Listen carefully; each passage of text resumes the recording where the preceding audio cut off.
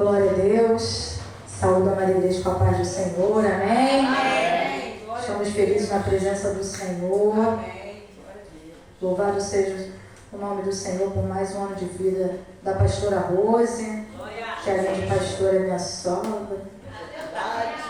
É uma benção. Minha amiga também. Ela me dá esporra, hein? Briga comigo. Ela faz... Você que é crente. É amor. Tá?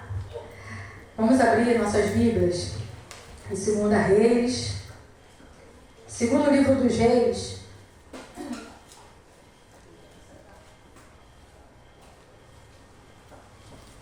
Pode sentar, igreja. Segundo livro dos Reis.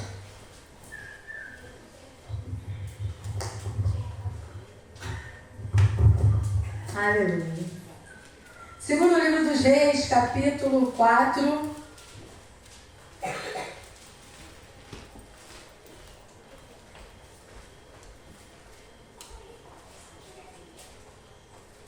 Versículo 38. Glória. Segundo livro dos Reis, capítulo 4, versículo 38, diz assim a palavra do Senhor. Depois Eliseu voltou a Gilgal. Nesse tempo, a fome assolava a região. Quando os discípulos dos profetas estavam reunidos com ele, ordenou ao seu servo: ponha o caldeirão no fogo e faça um ensopado para estes homens.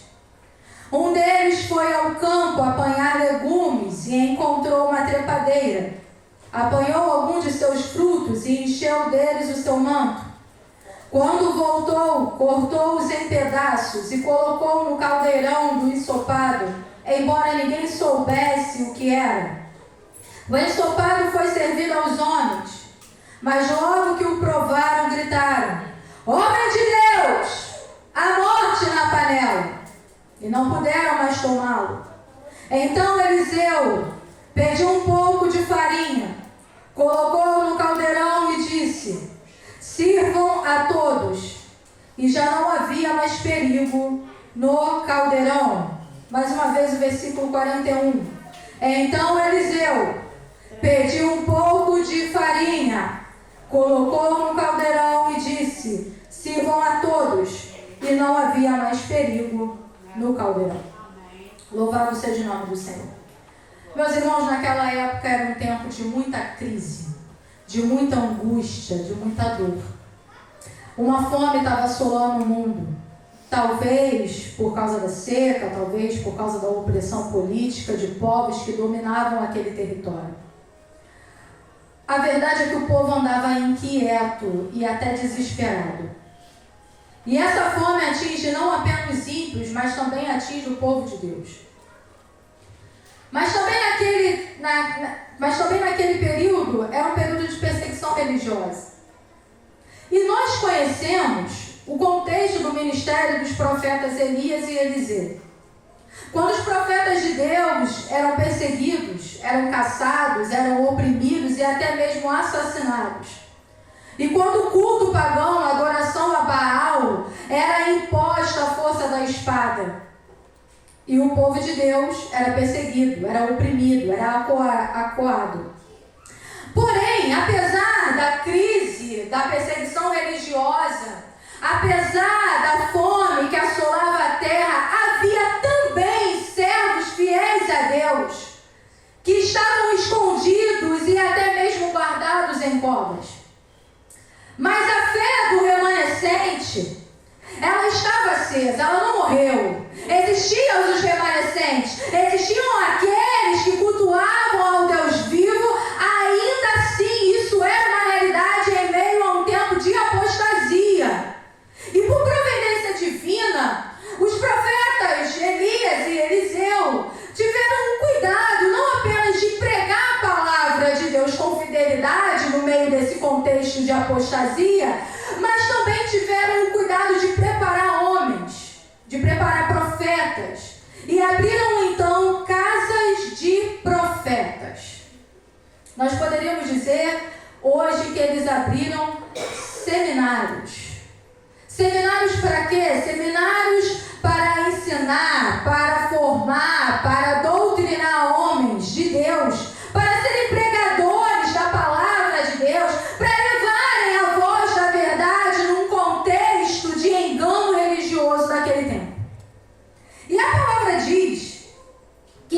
Eliseu, ele está no seminário de Gilgal, palestrando com os seus discípulos, mas a palavra também diz que em meio a isso tudo era um tempo de fome. E provavelmente, meus irmãos, a despensa daquele seminário não tinha nada para comer.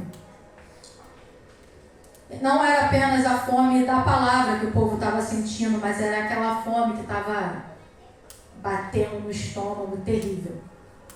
E o profeta então dá uma ordem. Ele fala para alguém ir para o campo para colher legumes e fazer uma espécie de sopa, uma espécie de caldo.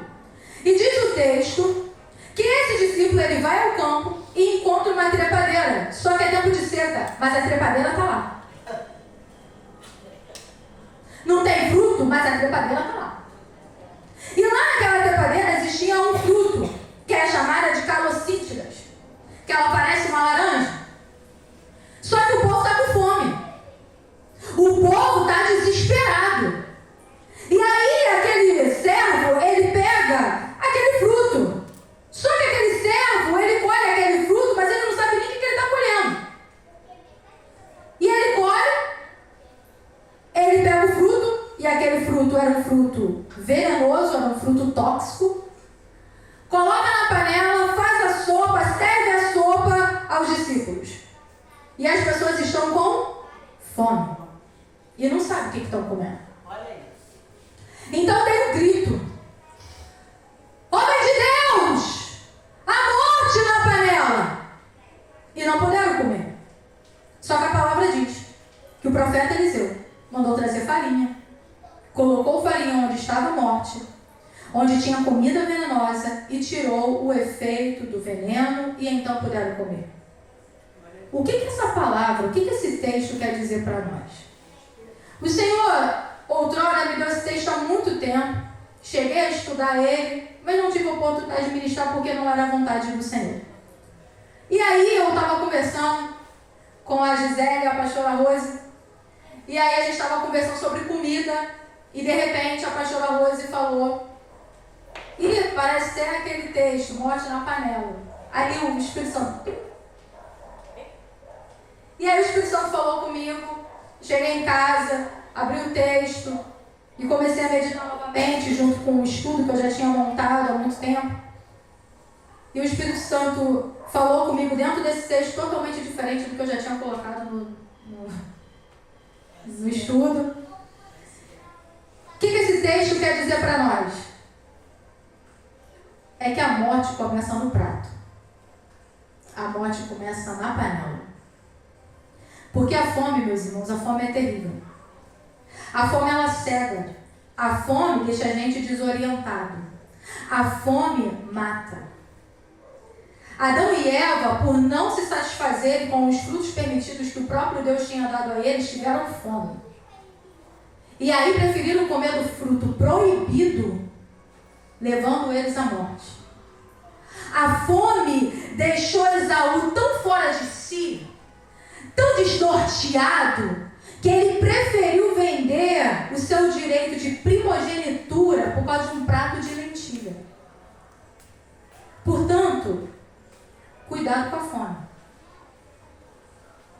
Porque nós estamos vivendo num tempo onde as pessoas estão com fome, e muita, mas muita fome.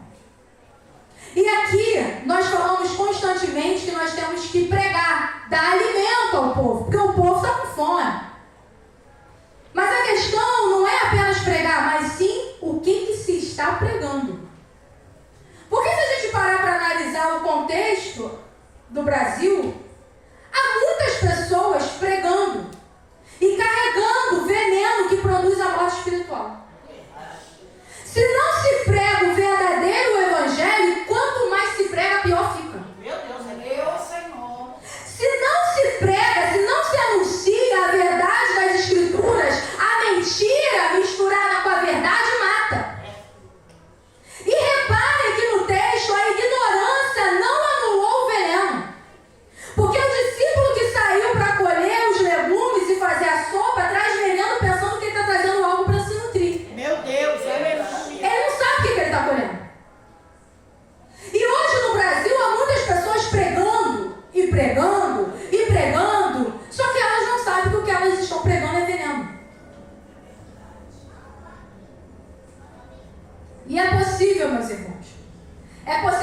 alguém use todo o seu esforço. É possível que alguém use toda a sua disposição, todo o seu entusiasmo, todo o seu empenho. É possível que essas pessoas até mesmo amem pessoas e querem até alimentar pessoas, mas o que elas estão dando ao povo é veneno. Tem morte na panela. E a morte na panela, meus irmãos, não está sendo servida no altar de Baal. Meu Deus. A morte na panela está dentro de um seminário teológico. Ou seja, a morte na panela está acontecendo onde tem estudo da palavra de Deus. E outra, com a presença dos melhores professores daquela época de teologia, o profeta Eliseu. E quando tem morte na panela? Tem morte na panela quando o liberalismo religioso entra. A Europa, meus irmãos, foi o berço do protestantismo e as igrejas da Europa estão morrendo. Eu assisti um documentário com a minha família certa feita que mostra o que está se tornando as igrejas, que um dia foram lugar de adoração a Deus, um lugar de proclamar a palavra de Deus, e elas estão se tornando o seguinte: bares, casas noturnas, cassinos, discotecas, restaurantes, e pasmem vocês, as igrejas estão se tornando mesquitas. Tudo porque a morte chegou com o liberalismo teológico. E o liberalismo teológico não está só assolando na Europa, mas como chegou na América. Chegou no Brasil. O liberalismo teológico chegou aqui. Já tentaram trazer liberalismo teológico aqui. Tudo porque a morte começou dentro de uma teologia disfarçada de teologia, uma mentira disfarçada de teologia. Só que o liberalismo teológico, ele não começa assim, metendo o pé na porta, não. Eles começam misturando a verdade com a mentira, porque eles dizem assim: você não precisa fazer nada para ser salvo, e isso é uma verdade. Não há nada que nós podemos fazer para ser salvo, porque o Cristo já fez isso por nós, entregando a vida dele por nós. Então não há nada, não há nenhum esforço que nós possamos fazer para ser salvos, a não ser crer no Filho de Deus. Amém? Amém. Só que aí eles começam a dizer assim: ei, esse negócio de Gênesis é metáfora. Acredita nisso não. Isso aí, Gênesis, isso é metáfora. Salmo, Neemias, Esther, que? Esdras? Não, isso é literatura. Isso nem existiu. O Antigo Testamento, não, o Antigo Testamento não serve pra gente não. O Antigo Testamento é só para os judeus, tá bom? Porque Jesus já morreu por você. Você já é salvo pela graça. Então, já que não há nada para você fazer para ser salvo, vai curtir. Vai viver. Porque a graça já te salvou. E uma vez salvo, salvo para sempre. Não tem esse negócio de perder a salvação, não. Porque Jesus é amor. Meu Deus. Olha aí, Jesus. Quais são as palavras de Jesus que é amor? Mateus, capítulo 18, versículos 7 ao 9. As palavras de Jesus do amor. Amém? Amém. Ai do mundo, por causa das coisas que fazem cair no pecado. É inevitável que tais coisas aconteçam, mas ai daquele que por meio de quem elas aconteçam. Se a sua mão ou o seu pé o fizerem tropeçar, corte e jogue-o fora. É melhor entrar na vida mutilado ou aleijado do que tendo as duas mãos e os dois pés e ser lançado no fogo eterno. E se o seu olho fizer tropeçar, arranque-o e o jogue-o fora. É melhor entrar na vida com um só olho do que tendo dois olhos e ser lançado no fogo do inferno. Meu Deus. Palavras de Jesus do amor. Mateus, capítulo 7, Sermão do Monte, versículo 13, vai dizer: entre pela porta estreita, pois larga é a porta e amplo é o caminho que leva à perdição, e são muitos os que entram por ela. Como a estreita porta e apertado o caminho que leva à vida, são poucos os que entram nela. capítulo 7, palavras do Jesus do amor. Nem todo aquele que me diz, Senhor, Senhor, entrará no reino dos céus, mas apenas aquele que faz a vontade de meu Pai que estás nos céus.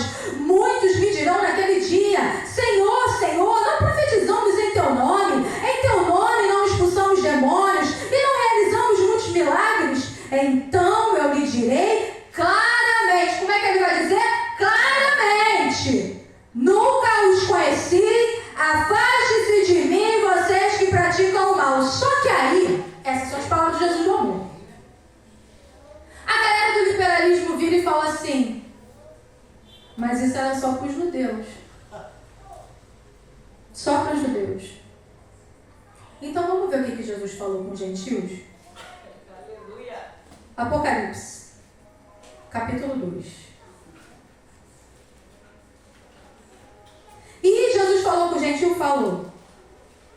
Apocalipse, capítulo 2, no 4 ao 5, diz, contra você, porém, tenho isto. Você abandonou o seu primeiro amor. Lembre-se de onde caiu, arrependa-se e pratique as obras que praticava no princípio. Se não se arrepender, virei a você e tirarei o seu candelabro do lugar dele. Apocalipse 2, versículo 14. No entanto, tenho contra você algumas coisas. Você tem aí pessoas que se apegam aos ensinos de Balaão, que ensinou Balaque a armar ciladas contra os israelitas, introduzindo-os a comer alimentos sacrificados a ídolos e a praticar imoralidade sexual. De igual modo, você também, os que se apegam aos ensinos dos nicolaítas, os nicolaítas são os libertinos, amém?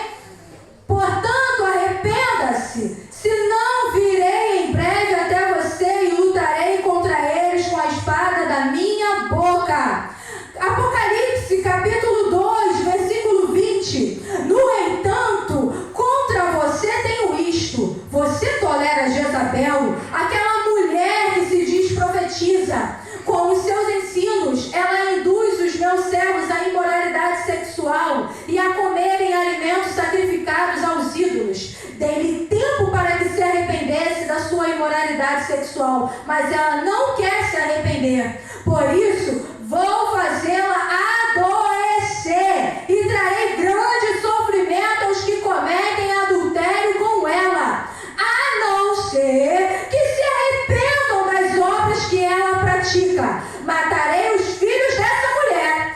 Então toda a igreja saberão que eu sou aquele que sonda mente e coração, e retribuirei a cada um de vocês de acordo com as suas obras. Apocalipse, capítulo 3, versículo 1. Ao anjo da igreja de Sardes escreva: estas são as palavras daquele que tem os 7 Espíritos de Deus e as 7 estrelas. Conheço as suas obras. Você tem fama de estar vivo, mas está morto. Esteja atento. Fortaleça o que resta e o que estava para morrer, pois não achei suas obras perfeitas aos olhos do meu Deus. Lembre-se, portanto, do que você recebeu e ouviu. Obedeça e arrependa-se. Mas se você não estiver atento, virei como um ladrão e você não saberá a que hora virei contra você. Apocalipse 3, versículo 15. Conheço as suas obras. Sei que você não é frio nem quente. Melhor seria que você fosse frio ou quente. Assim, porque você é morno, não é frio nem quente, estou ponto de vomitá-lo da minha boca. Você diz, estou rico, adquiri riquezas e não preciso de nada. Não reconhece, porém, que é miserável, digno de compaixão, pobre, cego e que está nu. Dou-lhe este conselho: compre de mim o ouro refinado do fogo, e você se tornará rico. Compre roupas brancas e vista-se para cobrir a sua vergonhosa nudez, e compre colírio para ungir os seus olhos e poder enxergar. Essas são as palavras do Jesus do amor. Aleluia, Deus. Não faz graça para graça. Não faz graça para graça. E quando tem morte na panela? Quando o sincretismo religioso assume o lugar de Cristo. É Cristo e o óleo. É Cristo e a rosa. É Cristo e a vassoura ungida. É Cristo e a água do Jordão. É Cristo e a profetisa que profetiza alguma coisa. É Cristo e o pastor, o apóstolo que dá o CPF. Nós invalidamos o sacrifício de Cristo quando nós colocamos alguma coisa em cima de Cristo. Mas, irmã, o Senhor mandou o povo passar o sangue nos umbrais da porta. Porque havia uma praga, que era a morte. E essa praga atingiria até os israelitas, se eles não obedecessem ao Senhor. Mas aonde que está na Bíblia que eu tenho que ungir a porta da minha casa para não entrar mau espírito? Amém. Amém. Aonde que está na Bíblia isso? Você pode dar banho de óleo na tua casa. Se a tua vida não tiver conforme a vontade de Deus, não tem óleo certo que vai curar, que vai libertar, que vai expulsar. Não tem isso.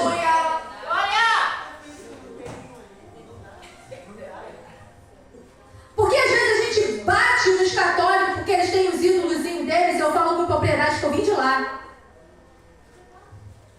Mas nós também estamos cheios de ídolos. A gente se apega à missionária. Não, a missionária vai resolver o meu problema. O pastor vai resolver o meu ídolo. O pastor vai resolver o meu problema. Não, só vai acontecer se aquela irmã orar pela minha vida. Ué, como assim? Meu Deus! Só vai acontecer se eu receber a palavra do profeta tal. Oi? Que é a profecia? É Bíblia.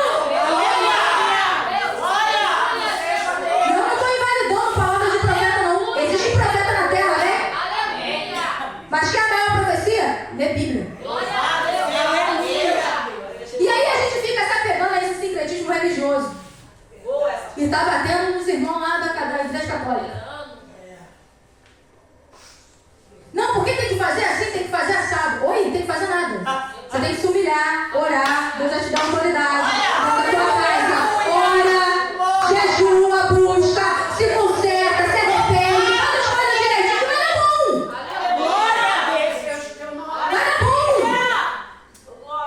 E aí a gente fica botando jugo dentro do Evangelho, onde Jesus nunca falou para fazer nada disso. Nada disso. Mas eu vou ter que... O copo d'água, vai orar. Irmão, ora o copo d'água. Você quer orar o copo d'água, não tem problema nenhum. Ora o copo d'água, mas não é o copo d'água que vai te curar. Vai te curar a tua fé. É a fé. Mas o pastor, o apóstolo vai jogar a água do Jordão. Meu irmão, tu não sabe nem se é água do Jordão mesmo. Pelo amor de Deus. Eu já vi gente comprar água Minalba, que é, sei lá, R$3. Comprar água porque era ungida, pagar mais de 100. Pelo amor de Deus, gente. Isso não é evangelho, não. Isso não é evangelho. Evangelho é transformação de mente, como o irmão Giovanni Cury fala aqui. Se não transformar aqui a mente, vai continuar na mesma vida. Dependendo de um óleo ungido, dependendo de uma rosa ungida, e não vai mudar nada. É fé. Aleluia. Louvado seja Deus. Quando tem morte na panela, quando Freud é mais citado nos púlpitos do que o próprio Cristo. Meu Deus. É sério, Jesus. Essa psicologização que mais deixa o povo cativo em suas dores do que libertá-los dela. Verdade. E aí eu te pergunto, que nível de dor é essa que a gente tem, que o sangue de Cristo nunca é suficiente para curar, para tirar, para libertar? Aleluia. Glória a Jesus. E aí eu fui estudar. Eu estudei sobre a psicanálise, porque agora inventaram um tal de psicanálise cristã. E eu não sou contra a psicologia, amém? Não sou. Me tratei com um psiquiatra durante quase 2 anos da minha vida e me ajudou, me ressocializou. Voltei a trabalhar, voltei a ter uma vida, mas não fui curada, não. Curada por completo, só através do sangue de Cristo. Somente. Mas inventaram agora um tal de psicanálise cristã. E isso até mesmo para os próprios psicanalistas. Porque os próprios psicanalistas falam que não é possível existir uma psicanálise cristã. Você pode chamar de terapia cristã, psicanálise não. Por quê? E aí eu estudei, tá, meus irmãos? Porque o próprio Freud, o pai da psicanálise, e também era ateu, dizia que tinha que tirar Deus de cena. Por quê?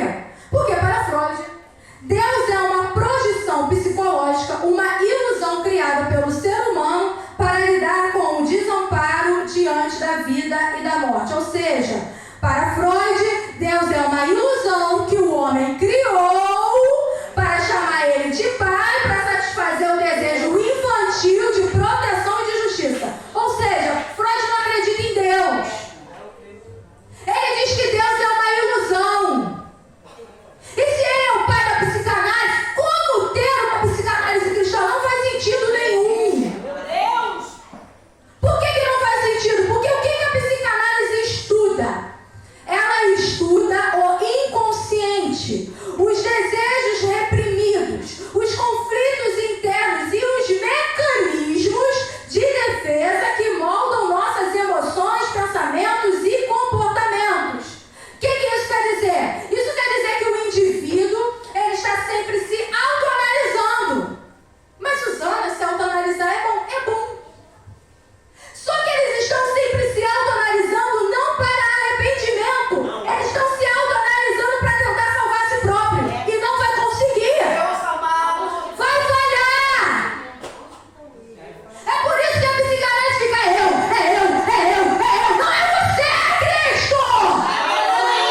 Glória a Deus. Glória ao teu nome, Jesus. Porque só há um caminho para a salvação, que se chama Jesus Cristo.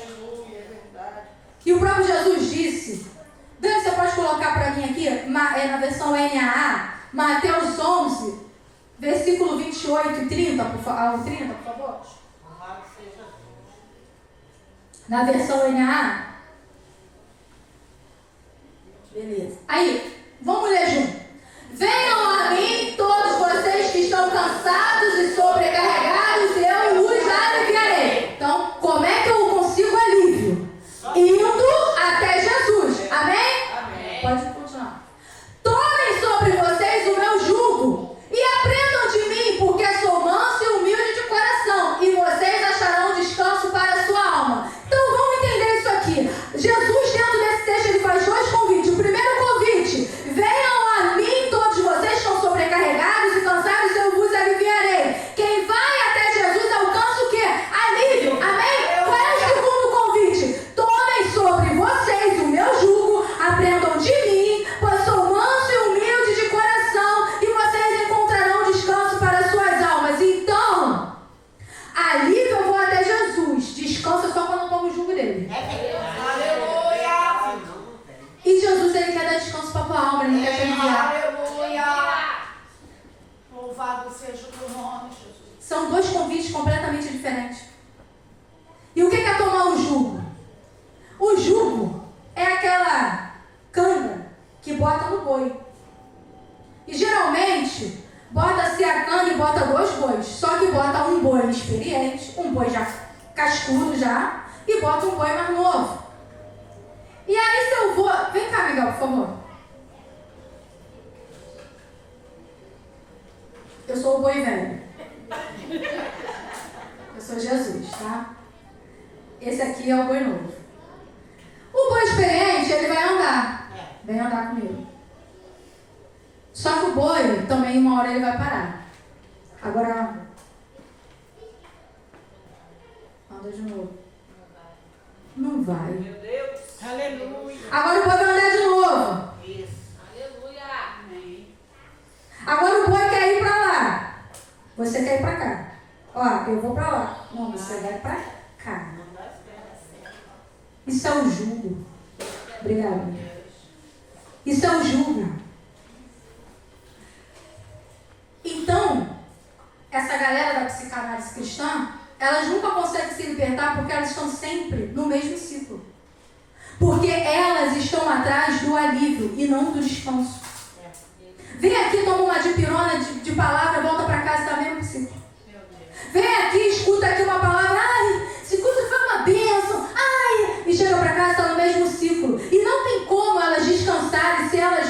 elas acham que elas podem salvar a si mesmas.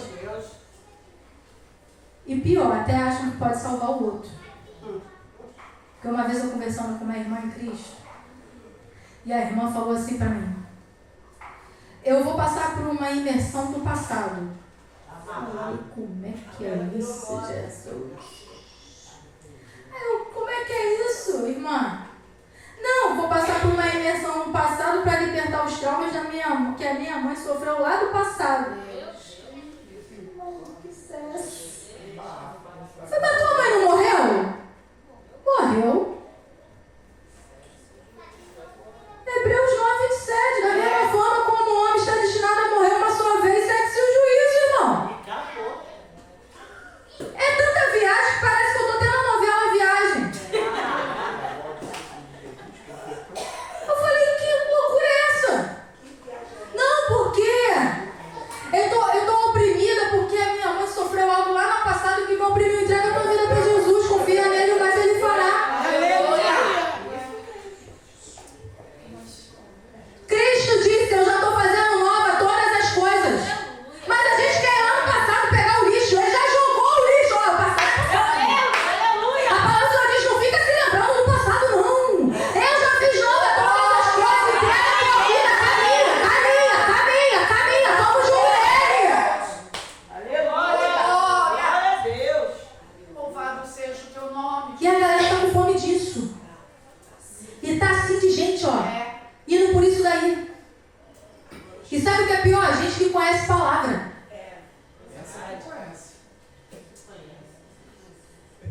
Assim. Tem várias conferências de psicanálise cristã e o povo está sempre no mesmo círculo. Não consegue mudar. São as mesmas dores, os mesmos traumas. O sangue de Jesus nunca é suficiente. Que loucura é essa? Deus! Aleluia! Glória, querido! Nós precisamos tomar cuidado, muito cuidado, porque tem gente comendo veneno achando que está se nutrindo. Meu Deus. Isso traz fraqueza espiritual, isso gera morte. E aí fica andando um monte de zumbi. Achando que está vivo, achando que está dando vida para o outro, está se matando, está matando o outro junto. Porque agora qualquer choro porque você sua alma, aí você está com uma dor muito grande na alma. Aí porque você tem que ir lá no passado, aí você vai pensar lá no passado, o que você sofreu, irmão, não preciso ficar salado no passado não, porque eu já fiz um monte de tragédia. Você sabe qual é o nosso problema? É que a gente acha que o vilão, que na nossa vida só tem vilão, mas a gente esquece que a gente também já foi vilão da vida dos outros. É verdade. Meu Deus. Aí a galera só fica pensando no que te feriu, mas não consegue se arrepender, fazer o caminho de volta e pedir perdão pro outro. Aleluia! É simples assim. Só pode dar mão. E tem um monte de gente doente com a psicanálise cristã. Que não existe. Até os psicanalistas falam, não tem como ter uma psicanálise cristã. Porque se tivesse que ter uma psicanálise cristã, também deveria ter uma psicanálise de religiões de afros, de Buda. Gente, não existe.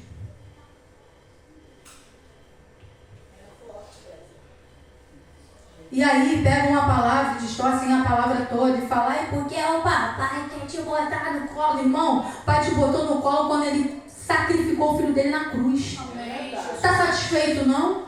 Senhor da glória, aleluia! Tu tá com teu filho na cruz para pegar um traficante no colo? Meu Deus. Deus amado. Ele fez isso. E fez com amor, fez se agradando, fez feliz. Louvado seja Deus. Senhor da glória. E aí o que a gente faz então? Diz o texto que alguém gritou. Diz o texto, voltando para a 2 Reis. Que alguém gritou: homem de Deus, a morte na panela. Agora vocês imaginem só. Foi o profeta que... Imagina se eles falam assim, cara, foi o profeta que mandou colher. O profeta falou, tá falado, vai dar bom. Vamos servir assim mesmo. Vai acontecer nada não. E aí ontem eu estava vendo uma conferência pela internet, uma irmã falou assim, o homem de Deus, ainda que ele seja homem de Deus, ele é só um homem. Amém. Já pensou se eles confiam? Porque o homem de Deus mandou. Ia dar ruim. Ia todo mundo morrer, envenenado, intoxicado. Mas graças a Deus que houve o quê? Discernimento em tempo oportuno. Amém. É por isso que nós precisamos ser crentes criteriosos. Nós precisamos examinar as escrituras, nós precisamos ser crentes bereanos. Meu irmão, não interessa quem está pregando no púlpito. Pode ser as pastoras, pode ser eu, pode ser os irmãos, pode ser a Helena Raquel, pode ser Eliseu Rodrigues, pode ser Renan Jajó, pode ser o apóstolo Paulo para pregar, mas quem tem que examinar as escrituras somos nós. A responsabilidade é nossa, porque Deus não tem compromisso com a palavra do pregador, Deus tem compromisso com a tua palavra. É com a palavra dele que ele tem compromisso. Então teve discernimento em tempo oportuno, amém? Para que aquele quadro de morte pudesse ser revertido. Mas aí o que a gente faz?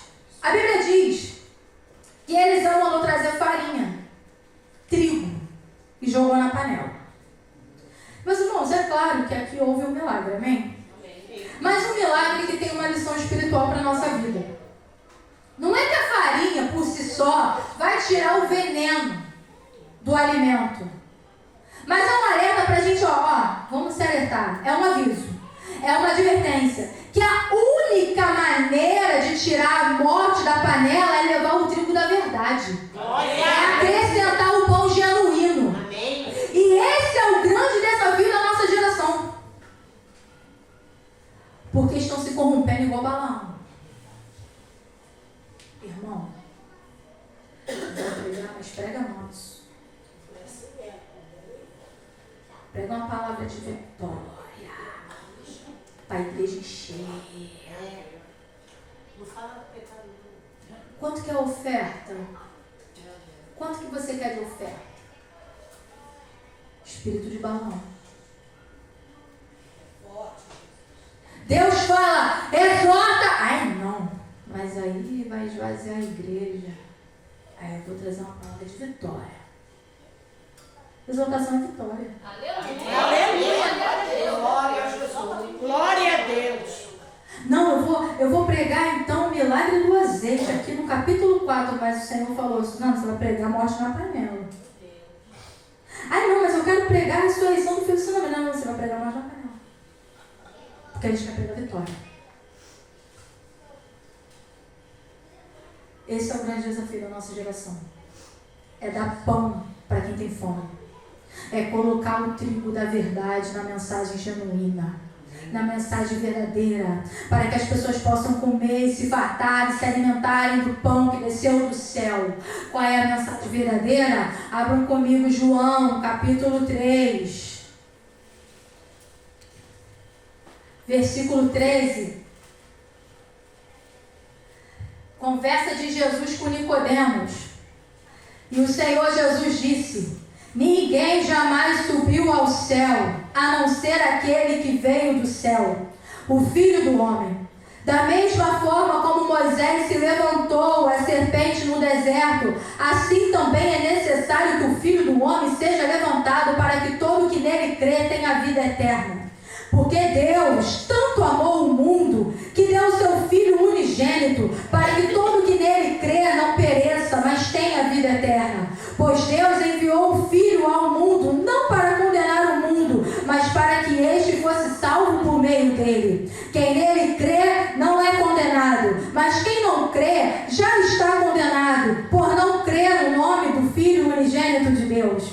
Este é o julgamento. A luz veio ao mundo, mas os homens amaram as trevas e não a luz, porque as suas obras eram más. Quem pratica o mal odeia a luz e não se aproxima da luz, temendo que as suas obras sejam manifestas. Mas quem pratica a verdade vem para a luz, para que se veja claramente que as suas obras são realizadas por intermédio de Deus. A nossa pregação é: Deus te ama, e te ama tanto que Ele se agradou em moer o Filho dele na cruz por você. Se arrepende-se, volte-se para Deus, obedeça ao Senhor Jesus Cristo e a sua palavra, e você terá vida, e vida com abundância.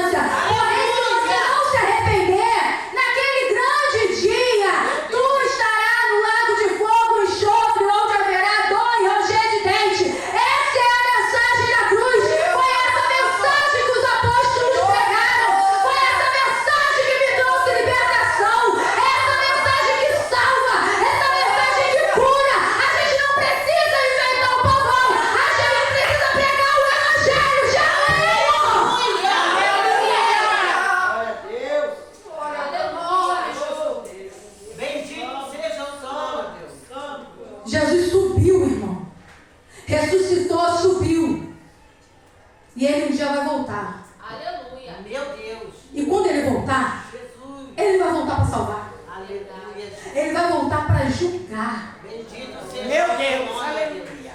Ele vai voltar para julgar.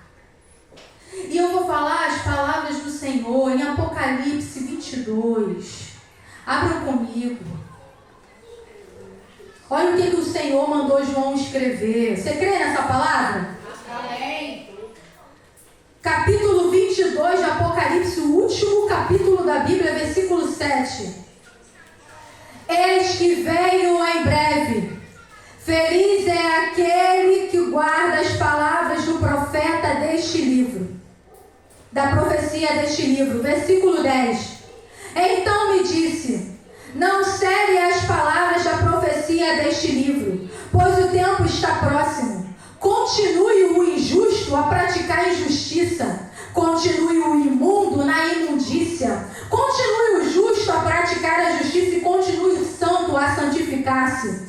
Eis que venho em breve. A minha recompensa está comigo e eu retribuirei a cada um de acordo com o que fez. Como é que ele vai retribuir? A cada um de acordo com o que fez. Eu sou o Alfa e o Ômega, o primeiro e o último, o princípio e fim. Felizes os que lavam as suas vestes e assim têm o direito à árvore da vida e podem entrar na cidade pelas portas. Fora ficam os cães, os que praticam feitiçaria, os que cometem imoralidade sexual, os assassinos, os idólatras e todos os que amam e praticam a mentira. Eu, Jesus, enviei o meu anjo para dar a vocês este testemunho concernentes às igrejas. Eu sou a raiz e o descendente de Davi e a resplandecente estrela da manhã. O Espírito e a noiva dizem: vem, e todo aquele que ouvir diga: vem. Quem tiver sede, venha. Quem quiser beber de graça a água da vida. Declara a todos os que ouvem as palavras da profecia deste livro: se alguém lhe acrescentar algo, Deus acrescentará as pragas descritas neste livro.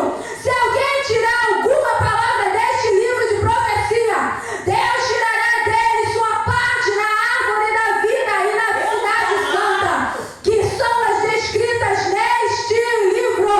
Aquele que dá testemunho dessas coisas, sim, venho em breve. Amém. Vem, Senhor Jesus. A graça do Senhor seja com todos. Aleluia. Glória a Deus, aleluia. O Senhor vai voltar, igreja. E se a igreja não acredita nisso, a igreja está morta. Louvado seja o teu nome, Jesus. O que estamos fazendo com o evangelho que nós pregamos? E essa palavra é confrontante para mim. O que eu estou fazendo com o evangelho que eu prego? O que eu estou fazendo com o evangelho que eu oro? Meu Deus.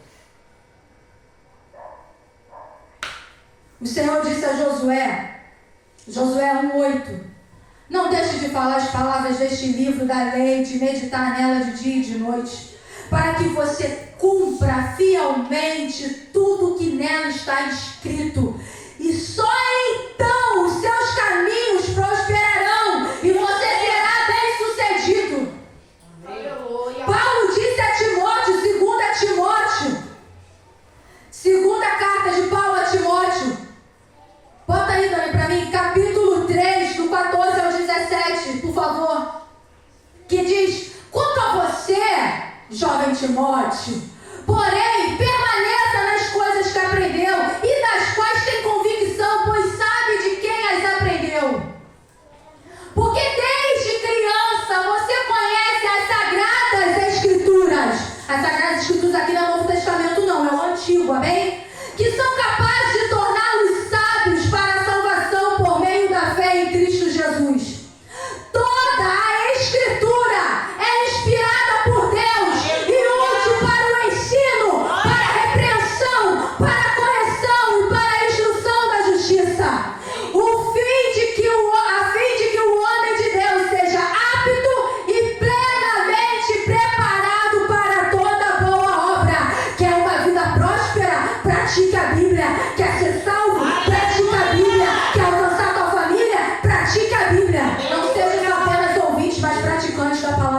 Deus. Meu Deus. Aleluia.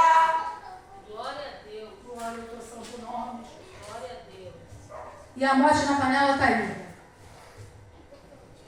Estão se pregando qualquer coisa em busca de conhecimento, de ser reconhecido, em busca de dinheiro.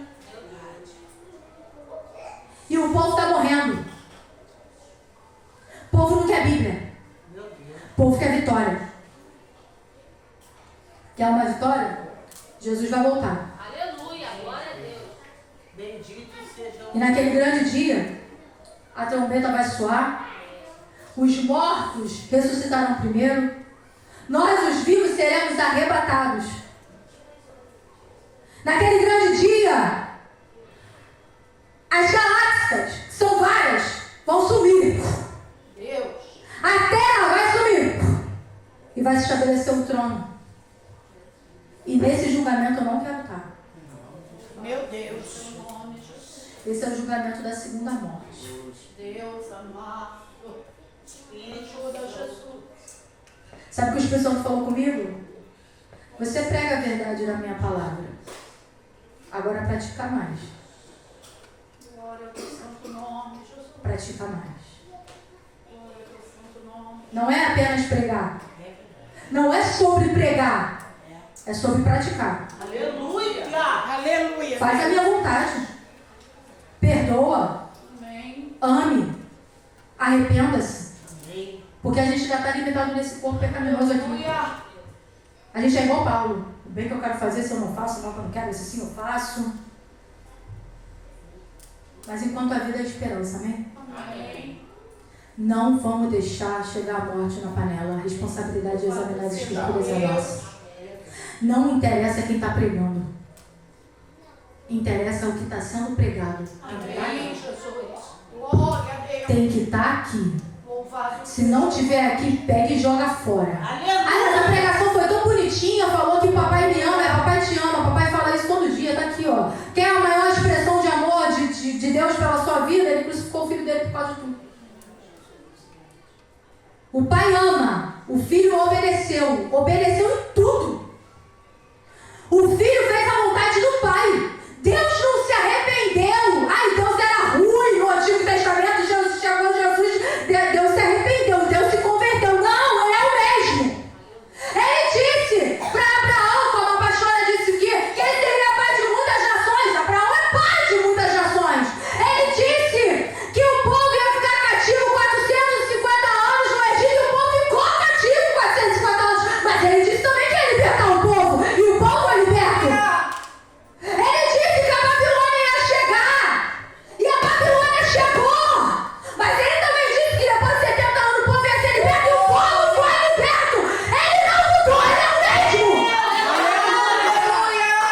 Glória. Ah, mas a gente não pode ler a Bíblia literalmente. Pode sim, ela é literal, sim. Glória ao teu santo nome, Jesus. Isso é o diabo dizendo: pai não é bom, não sabe te dar nada. Deus amado. Será mesmo? Mas será?